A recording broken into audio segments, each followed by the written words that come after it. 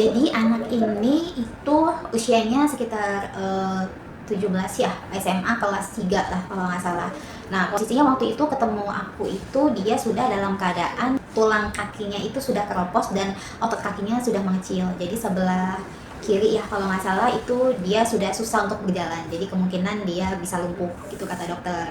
Nah, anak ini ternyata sudah setahun lebih menderita anemia plastik dan itu pengobatannya dilakukan di provinsi asalnya.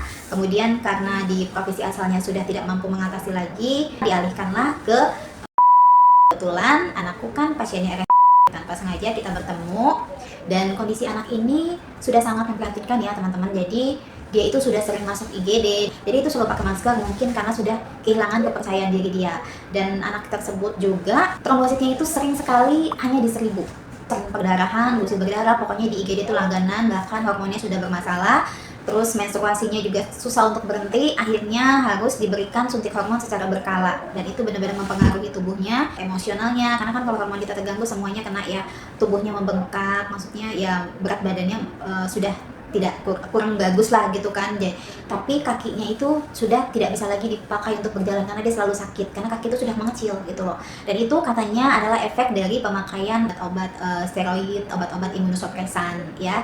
Ya kalian bisa searching lah obatnya seperti apa. Jadi penggunaan obat dalam kala waktu yang cukup panjang itu berefek seperti itu, merusak hormonnya, bikin dia moon face, bahkan membuat tulang kakinya menjadi keropos gitu. Jadi anak ini terancam lumpuh dan dokter bilang kalau untuk keropos tulang mungkin bisa dibantu dengan suntik pengeroposan tulang. Tapi kalau ototnya yang sudah mengecil itu sudah tidak bisa lagi. Jadi artinya anak ini bisa cacat seumur hidup karena kakinya mengecil sebelah ya gitu. Dan dia ya bayangkan anak dengan usia segitu dia merasa tidak memiliki masa depan lagi.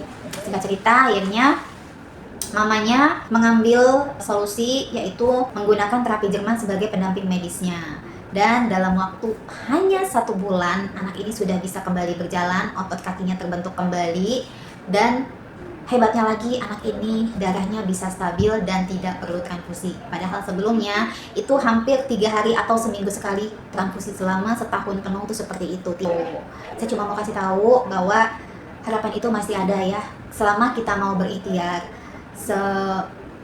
Separah apapun penyakit yang kita alami, selama kita masih ikhtiar dan kita terus berdoa, insya Allah pasti masih ada harapan buat kita. Jadi jangan pernah patah semangat, jangan pernah berhenti berikhtiar karena kita tidak pernah tahu ikhtiar mana yang pada akhirnya dikabulkan oleh Allah.